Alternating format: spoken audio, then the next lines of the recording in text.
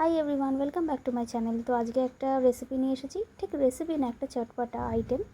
তো বলছি পরে, তার আগে আমি তেঁতুলটাকে ভিজিয়ে নিয়েছি। সেটা বলে দিই যে তেঁতুলটা একটু জল দিয়ে আমি ভিজিয়ে রেখেছি চাপা দিয়ে।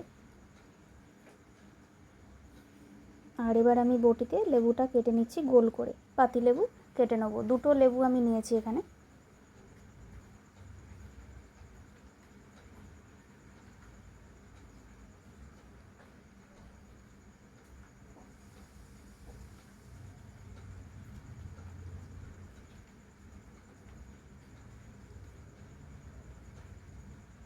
এইভাবে একটু পাতলা পাতলা করে কেটে নিতে হবে, যতটা পাতলা সম্ভব। আমার তাও মাঝে মাঝে একটু মোটার দিকে হয়ে যাচ্ছিলো।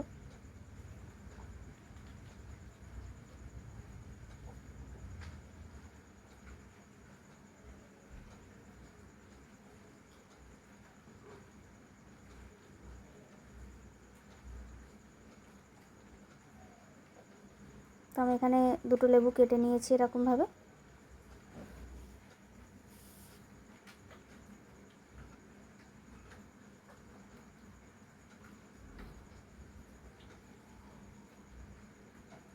এরপর এই লেবুটাতে আমি দিয়ে দেবো হচ্ছে কাঁচা লঙ্কা গ্রেট করে। গ্রেটার আমি গ্রেট করেছি, এবার এটা দিয়ে দেবো।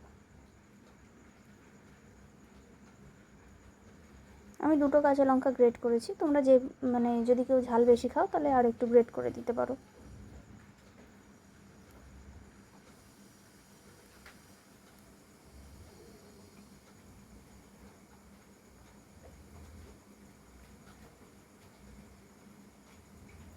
এরপর আমি দিয়ে দিচ্ছি ওপর থেকে একটু বিট লবণ।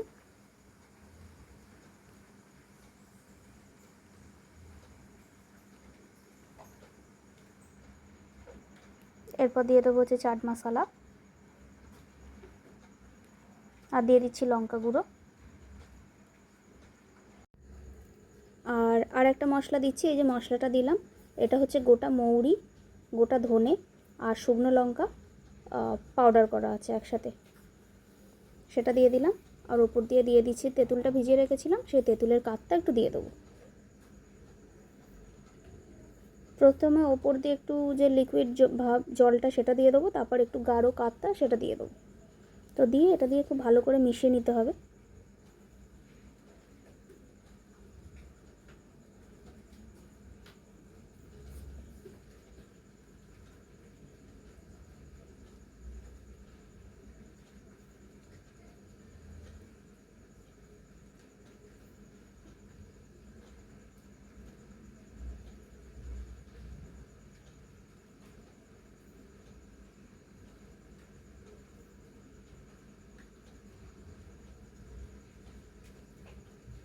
এখানে আর একটু দিয়ে দিলাম পাতলা জলটা তেঁতুলের।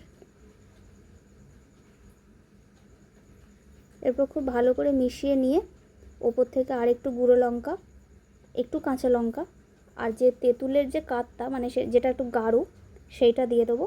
দিয়ে দিলে আমাদের রেডি হয়ে যাবে লেবুর পিনিক। সবসময় গরমকালে আমরা এমনি ভাত খেতে ভালো লাগে না, সবসময় আচারও ভালো লাগে না।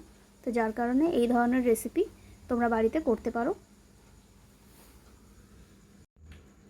তো আমি এইভাবে লেবুর পিনিক বানিয়েছি, তোমরাও বাড়িতে ট্রাই করো এবং কমেন্টসে জানিও কিরম হয়েছে। আর ভিডিওটি ভালো লাগলে একটা লাইক, শেয়ার, একটা সাবস্ক্রাইব করে দিও। Thanks for watching.